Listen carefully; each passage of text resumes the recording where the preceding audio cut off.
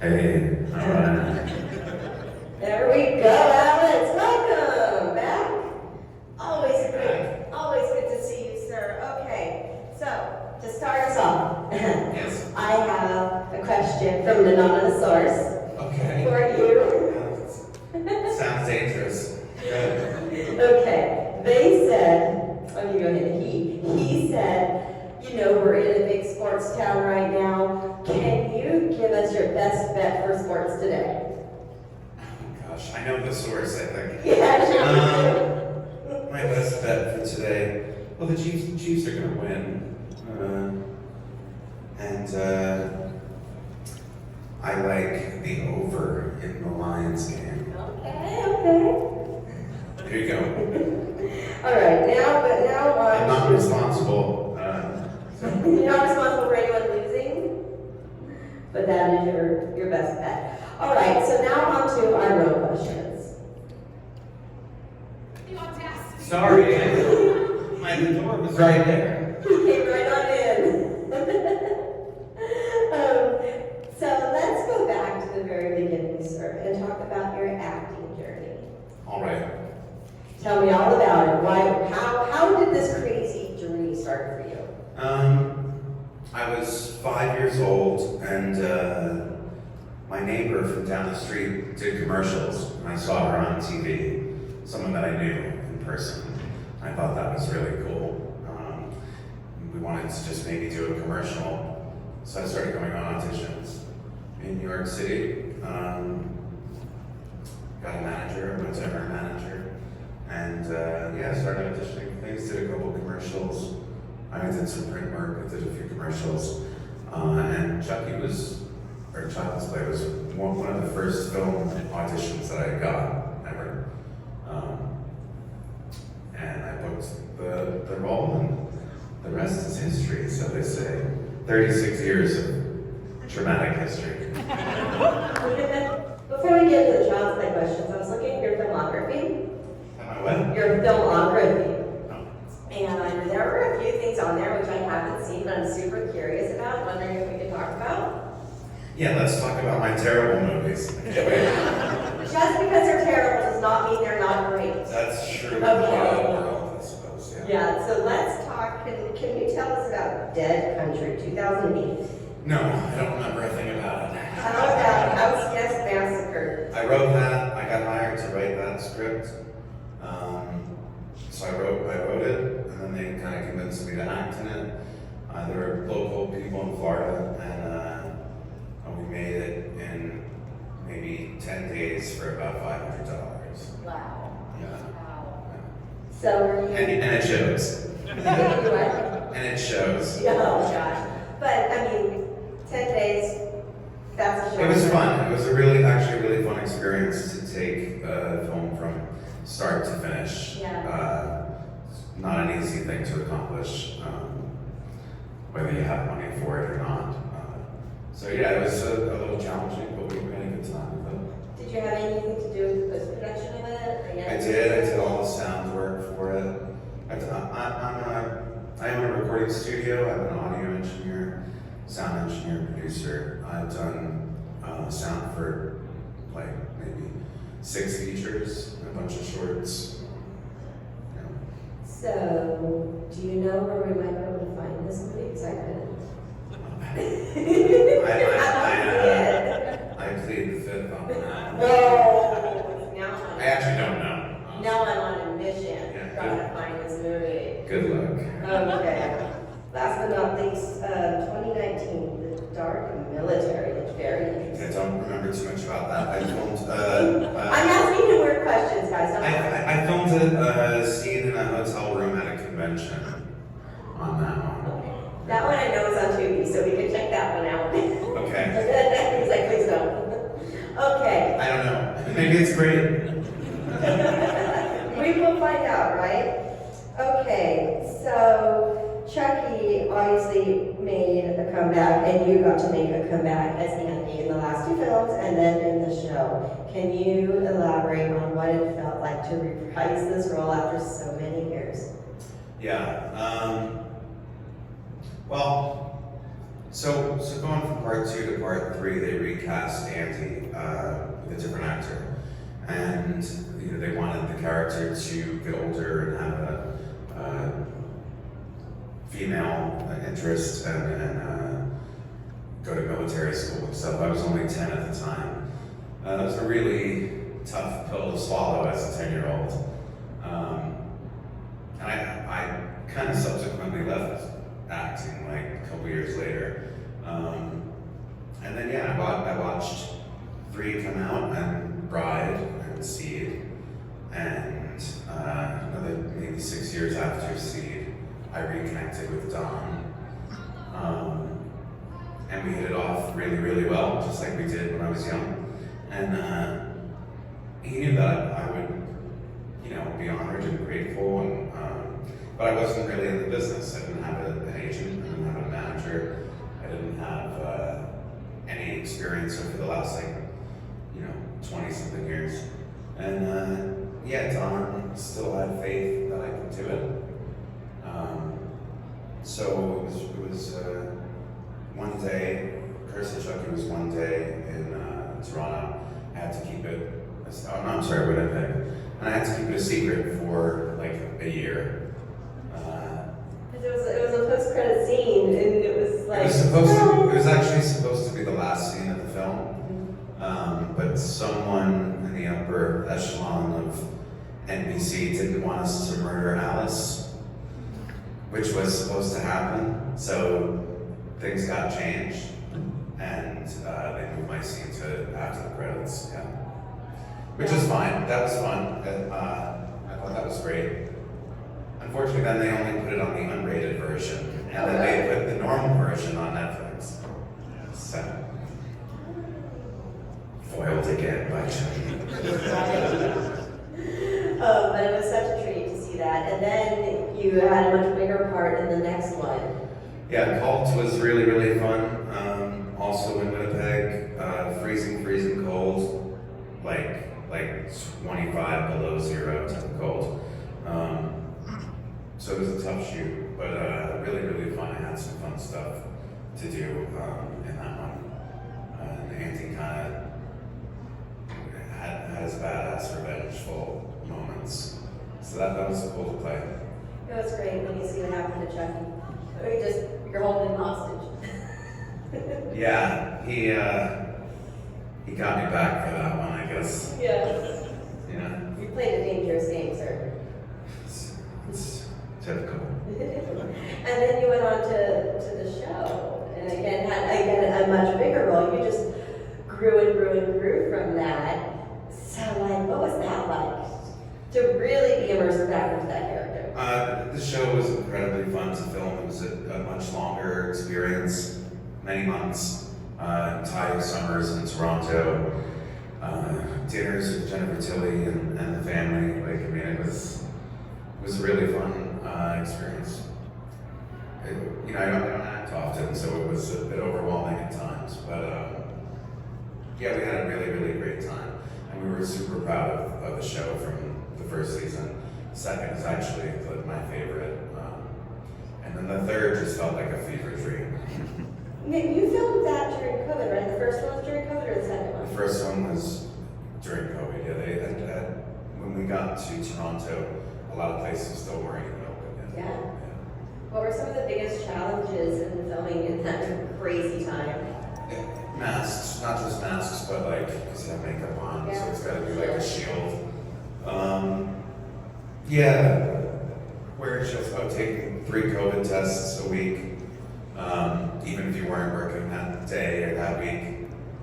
And so they'd pick me up and drive me 30 minutes to take a COVID test and then come back 3 times a week.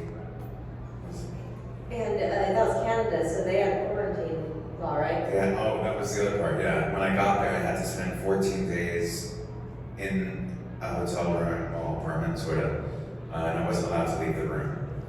Like the government was keeping track. You're not allowed to leave the room for 14 days. And I smoke, unfortunately.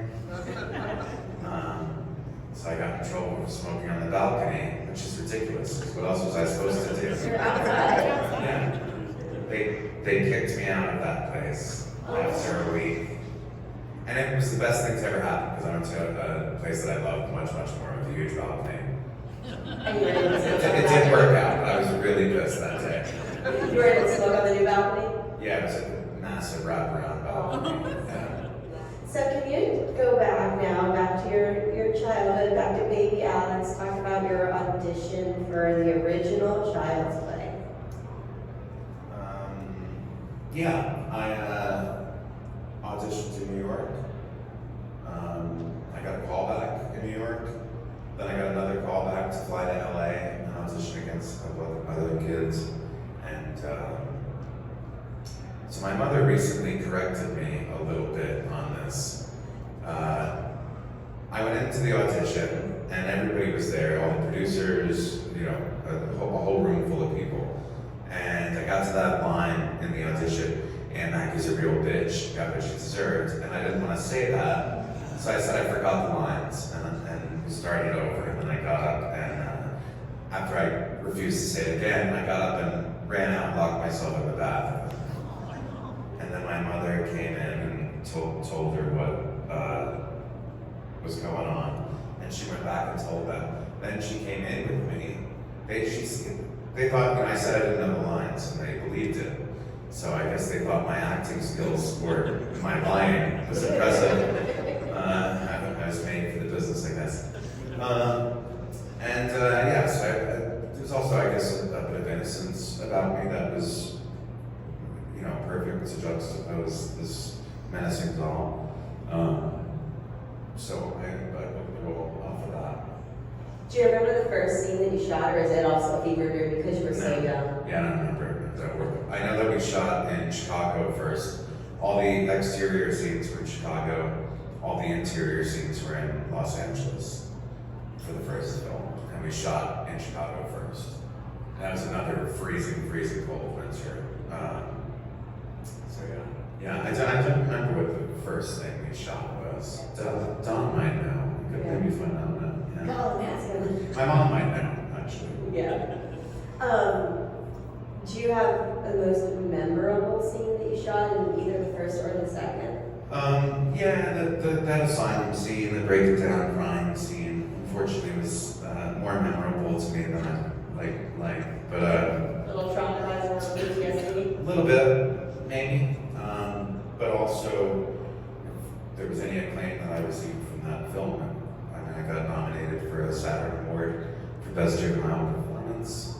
So the price of art is expensive sometimes. Do you have the most fun scene that you shot in either the first two? The second was just kind of fun every day. John LaFia was a really sweet, welcoming guy. Don was on set every day. And we were at Universal Studios. I mean, I was able to get on the tram and ride, any day that I wanted. I got to walk through the Back to the Future set and have lunch with Michael J. Fox. What? Yeah, it's all been downhill from there. I don't think so. You made a good comeback over the last few years, sir. You should be proud. Okay, I could go on forever, but this is your show. Does anyone have any audience questions? Yes. It's been 36 years of Chucky, and he's evolved so much. And then in the show, there are actual different forms of Chucky. Do you have a favorite Chucky or a favorite incarnation of Chucky? It's not the Colonel. I'll tell you that. I mean, good Chucky was really entertaining. And obviously, there's no such thing as good Chucky, but and that was probably the most maniacal thing he's done ever. So I'd say that one. I really like the good guy doll from Cult of Chucky, like the way that the actual normal good guy doll looks. It's kind of my favorite appearance. It's the one that I own too. But I think he's never looked better than in the show. I think it was just fantastic. We're really, really proud of it. Yeah, so for Andy Barclay, there's like a gap in the kind of saga of Chucky from 3 to the end of Curse. Yeah. I guess a two-part question. What do you imagine Andy is up to or going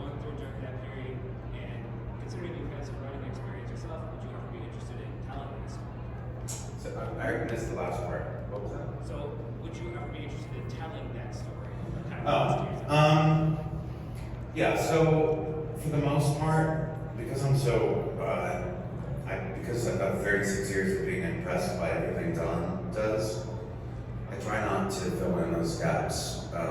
Because number one, he might at some point somehow. But also, it just didn't seem relevant to me. I knew, you know, the PTSD that Andy suffers from. I know that he probably has a lot of paranoia. He's got a lot of distrust.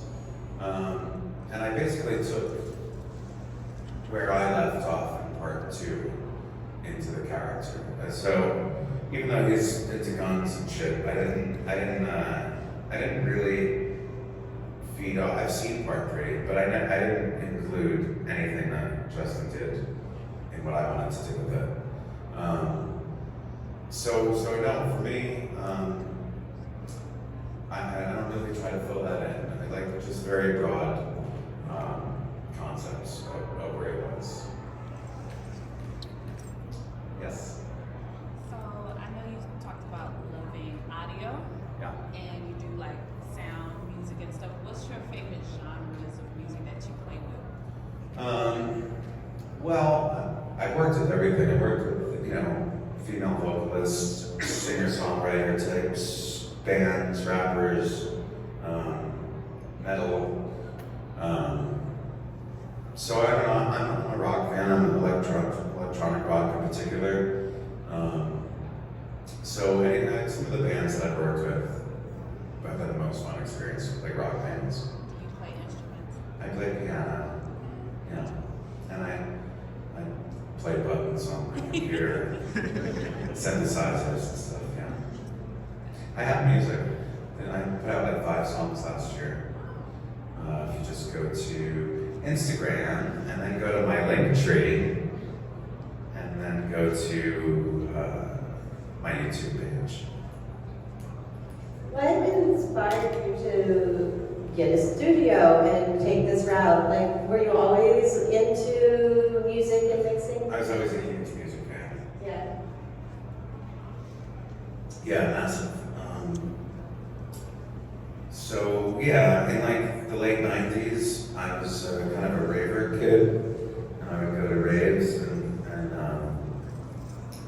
I was friends with some DJs that were DJing in New York, and from there I kind of learned production, you know, for techno music. Really, is where I started, and and that was at like 15. So I've been doing it since then. So you're like, well, I could make a career out of this? No. I'm curious Yeah. how this developed to this. I can make a career as a producer, yeah. Not like I'm not going to be a touring musician. Yeah. As someone that's been involved in the genre since childhood, how do you feel about the current state of horror? The what? How do you feel about the current state of horror? Someone that is. Oh, I mean, it's when I was a kid, you know, horror was really kind of disrespected by mainstream. We were kind of like, for lack of a better term, we were like porn's redheaded stepchild or redheaded doll. But now, I mean, it's come so much into the mainstream with like the last like 15 years, which honestly, I hope you guys realize you are the ones to thank for that. You know, I've been doing horror conventions since 2002, and when I started doing them, there were like 8. Everywhere. Eight total in the country, total. Yeah, there's like Chiller Theater, there's like a couple at the time, Fangoria, which was my first convention. But yeah, look at it now. So the current state of horror is thriving beyond belief, quite frankly. You talked about going from two kind of back to Colton in the show. What was it like reconnecting with Christina's and Kyle's character? You have such a great connection on screen. Is that in real life, or was that all great acting? No. When I was young, I was 8. She was 24, playing 17, and we got along great on set. I always like really admired her back then. She was a cool kid. I mean, her in character and in real life. So I was always very fond of her. And then, you know, some people ask, "Well, did you stay friends the whole time?" And Christine describes it as, "No, I was 24, he was 8. As in like, "Hey, is Alex home?" So yeah, I didn't see her again until 2011. And yes, the chemistry that we have in those characters is very much a reflection of how well we get along in person. She is my sister, and I'm her brother, and we talk every day. So it's a pain in my ass, but and I think I don't know, we have some of the similarities. Yeah. Most of the Chucky family does. I mean, we call it the Chucky family because we feel like one. You know, the opportunity to work with the same people over a span of 36 years is, you know, unheard of for most people, and especially in this business. I mean, it's all thanks to Don. Yeah. I have two questions. Okay. One, when you were a little kid, were you not scared of Chucky? Not at all. No, it's very different when you're there doing the same thing all day. I had the whole script memorized. It was very awesome to see how they made it work. No, there wasn't a second that I was scared of. And then, where did you get your shirt? Where'd you get your shirt? Is it appropriate for me? I paid her to ask that question. No, I got it here. Oh, okay. There's a vendor here? Yeah. Oh my God. Now they gotta pay me. How and when did you first meet Brad? Because he's doing the voice acting, so Yeah. I imagine he wasn't necessarily. No, but he was in the beginning, before we ever started filming, and then he went off and recorded stuff. But yeah, have any of you seen the doc of Chucky? Yeah. So like a 4.5, 5-hour documentary that they just put out, and in that you can see some footage of Brad on his knees, running around on his knees, pretending to be Chucky. So yeah, I met him in Chicago during the first week of like pre-production. What are some of the differences in having a animatronic doll co-star and a human co-star? You're asking the wrong guy because Chucky's very real to me. So you don't piss him off. After all this time, honestly, you know, maybe that's just a side effect, but yeah, I'm able to kind of see Chuck. Plus, Brad's voice is on set, played back. Yeah, it doesn't feel that much different, to tell you the truth. I have a lot of questions. Working with Fiona after working with Brad for so long, what's it like working with her since you guys are similar-ish in age, but then she also plays her dad in the show. Is that weird? Yeah, no, much like Brad, she's great to work with because she's a fucking phenomenal actress. And we're the same age, her and I. Oh, exactly. I wasn't sure. Yeah, there's probably no one in the world who grew up with Chucky in their life more than me and her. Like, more than me would be her, and that's it. So yeah, it was a thrill to work with her. It took a little while to get a scene together. The end of Call to Chucky was really awesome.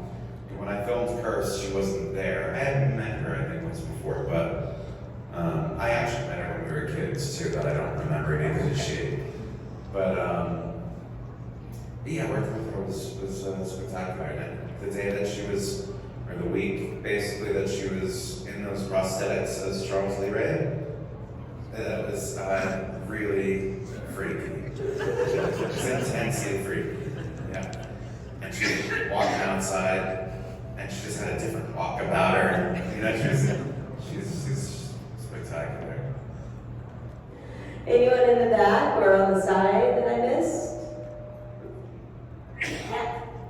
Is there a question that you never get asked that you wish you would be asked? No.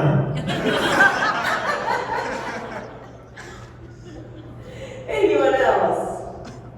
Okay. Yeah. What was it like working when it came to Cult of Chucky with the crazy, dismembered Chucky, and just in general working with all the blood and stuff? Is it different when you're a child when you become an adult? Is it? Well, yeah, it's totally different, and I hadn't been acting really in a while, so, but it was really fun. Andy had some cool stuff to do in that film. I got to stomp his face in. I got to have a phone call with Jennifer Tilly. I got to smoke a joint with Chucky and torch his face. So, no complaints from this guy. I was just gonna ask, Chucky has obviously cemented his place as like an iconic slasher, and you being the final guy in that franchise. Is there another franchise that you want to just be able to appear in as just, you know, history of horror? As an opportunity to work with some of my friends that I've made doing these conventions for so long, sure. Creatively, is there a horror franchise that, in particular, not really. I mean, the Terrifier films are doing pretty good, so that would be cool. We'll see. How is Don in real life? He seems like such a... How is who? How is Don in real life? Don. He seems like such a really cool guy. What are you trying to make me cry? He's the best. Yeah, he's the best. He's incredibly sweet, gentle, considerate, kind, brilliant. And, you know, if you hear any interview of anyone who worked with him, he's unlike other showrunners and directors. He really cares, and he'll go out of his way to be generous with his time, and he's always willing to collaborate to some degree if the questions are good. I mean, he's let me.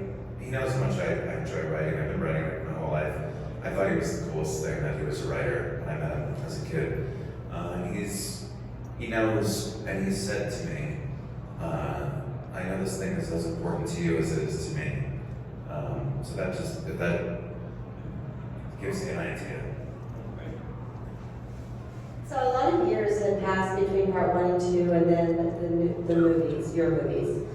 What were some of the major differences you saw in the technology change of the doll working with our doll? Yeah, the biggest difference is now we can paint out green men, green people. So they can actually be in the frame at the same time. In the beginning, we had to go through painstaking efforts to hide all the puppeteers. Now that's not the case. They can be hands-on, and they take a plate shot, which is, you know, a still frame shot of that setup, and then they can just paint them out. So when people ask about CGI, we've done virtually zero CGI on Chucky himself. There's been like less than 10 seconds of CGI in the entire franchise on Chucky's face. But the advantage of that technology is that we can do things like get rid of the puppeteers. So that's made a big difference. And he's also more remote because he was wired in the beginning, and now he's wireless. Getting with the time. They used to have a puppeteer wear this like jaw thing and move his mouth to time it with what he was saying to make Chucky move his mouth.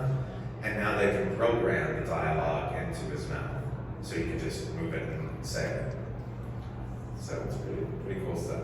That's so interesting. Yeah. Watch, you know, at the end of every episode, all 24 episodes of the show, we can show little behind the scenes things.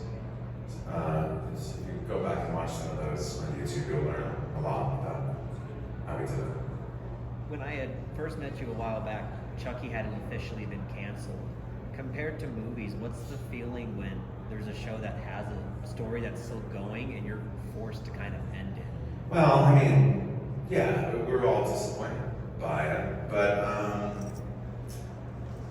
when we started season 1, I kind of always assumed that we were going to do 3 seasons. We put out 24 hours of Chucky in 3 years, compared to 12 hours of Chucky in 32 years. So, and we end with a cliffhanger every single time, if you haven't noticed. So, yeah, we certainly wanted to continue with it, and I think the story's not over. Chucky always comes back. But yeah, just, it's disappointing, but rather expected from me, so. A little random, opposite, but kind of, as a music fan, even the Iceland Kills song. Yes. Thoughts on that? I love it. Well, first of all, Spencer is a really, really sweet guy, really kind. He is a huge fan. I think the whole concept of that band just, demonstrates what an incredible fan he is. I mean, if he wasn't doing any of that, he'd be sitting here in the room. So, I saw it as an honor. I was a little distracted when it first came out in life. My first reaction to it was, what the fuck is this? But then it took some time. I learned to really like the song. I understood the video a little bit. I mean, it kind of attacks Andy quite a bit. So I was a little like, what's up, Andy, motherfucker? I was like, dude, was this guy get kind of beef or something?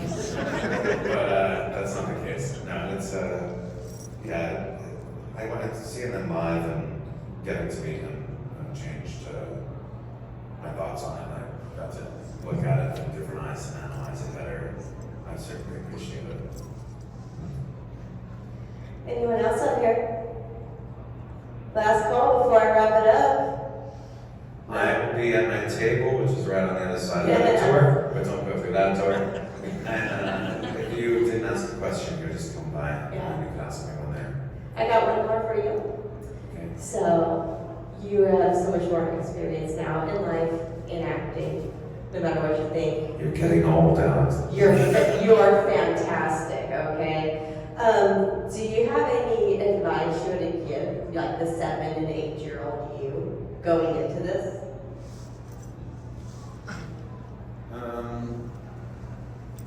Don't take things so personal. That's good one for life, right? Yeah. Yeah. It is. It's one of the more challenging life lessons. But no, I wouldn't really want to impart all that much deep info on a child. I think maybe, take things less seriously. Excellent. Everyone,